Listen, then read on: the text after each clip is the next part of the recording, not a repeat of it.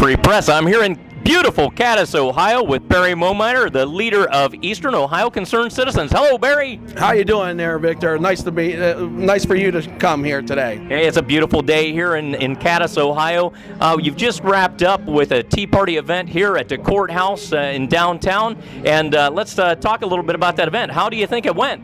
I think it went quite well. We didn't have the huge crowd we would have liked to have, but we had a good, enthusiastic, passionate crowd that I think came away knowing some new things on how our government is not being quite the stewards of our economy as well as our rights and liberties. Yeah, very good. Who were some of your speakers today, and what were the themes of their messages? Father Shoklin started it off with the First Amendment, religious freedom, concerning the Obamacare and the mandate for the contraceptive mandate.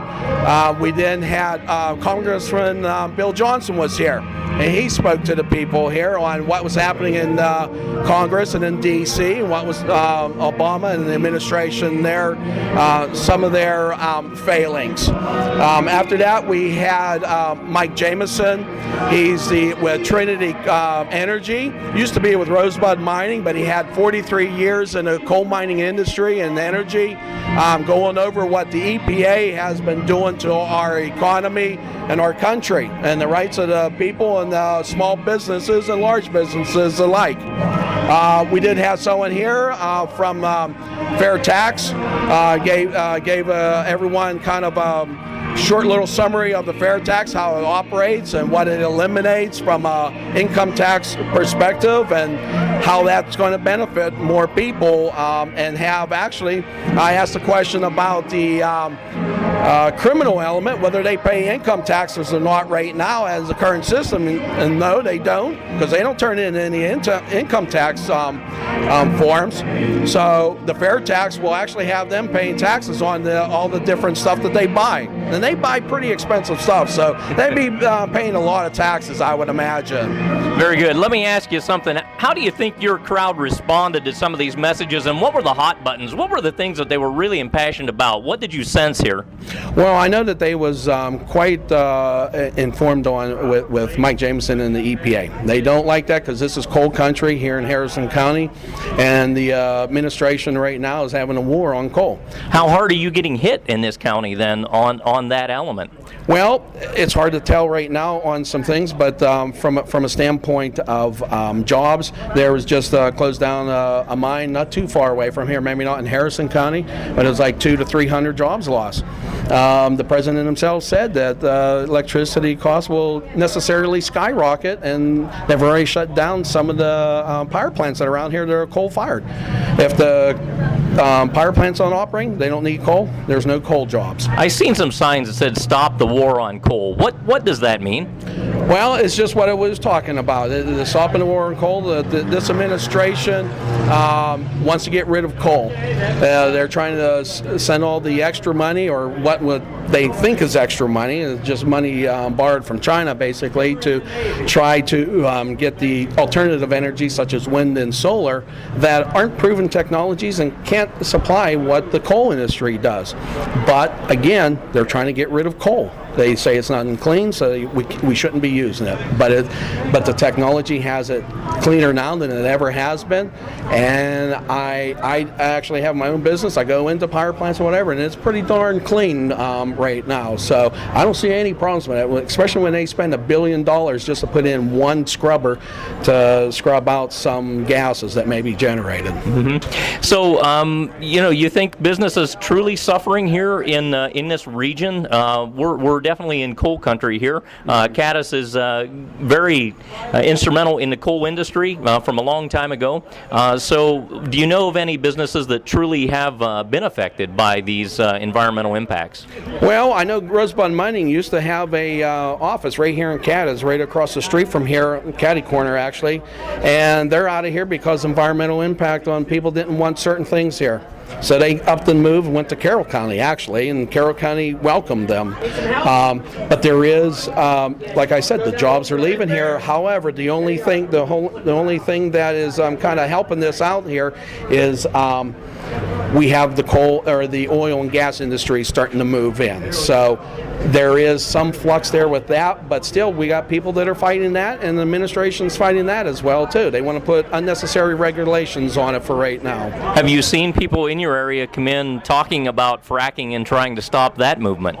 There has been the people from the oil and gas has been in here to talk to the people. Then also there's been ones in here that have come in here to spread some of the myths, I call them, and untruths about fracking that have come in here and try to basically take the people and make up their mind for them without knowing both sides of the story. So, and then one thing they have them do is watch that movie, the Gasland movie, which is a complete farce. It's a complete farce of a movie because that is a naturally occurring phenomenon that happens sometimes in water wells where methane gas gets in there without any fracking happening at all. So the whole thing was a farce. Very good. Let me ask you, how important are these jobs in this county? There doesn't seem, as I came to this area, it doesn't seem like there's a lot of industry here. So are these particular industries very important to this geographical area, or are there other jobs they can go to, or what does the job outlook in this area look like? What jobs are here? What manufacturing sectors are here? Well, there's not much in the way of manufacturing in Harrison County, period. It doesn't have the infrastructure for it because it's been usually a fairly coal mine generated revenue, as well as the rural and farming.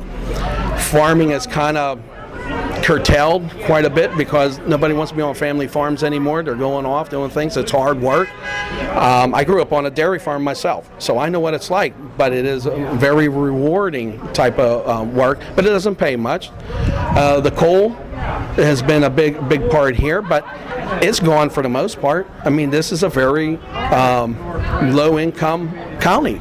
We only got 15,000 people population, and it's a very low income. So the impact on Harrison County here in Cadiz, Ohio is dramatic. Oh, absolutely dramatic. Taking away all the coal, coal jobs that were here is dramatic in one direction, but with the oil and gas coming in, could really vitalize this area. But we got people fighting it. Environmental people, groups coming in outside the area. And then also you have the regulations that they're trying to establish and make it harder for them to do the fracking, as well as them providing jobs at that point. So do you feel that there truly is a war on coal or energy in and of itself? And if you do feel that there is a war on those elements, how so is it being waged? Well, it is a war. I'm just using terminology that the Democratic Party used against anybody else, from whether it's Republican or conservatives. They try to use those words because they're fairly incendiary. So we're just turning the tables on them. It's a war, kind of, but it's a war where they're trying to regulate and or eliminate a particular industry in the United States. Energy in the United States, we could be independent energy-wise in 10, 20 years, close to being independent from all the oil over in the Middle East, and yet we're still highly dependent on it. And that's one thing I made aware here during this rally was the Carter administration started the Energy Department.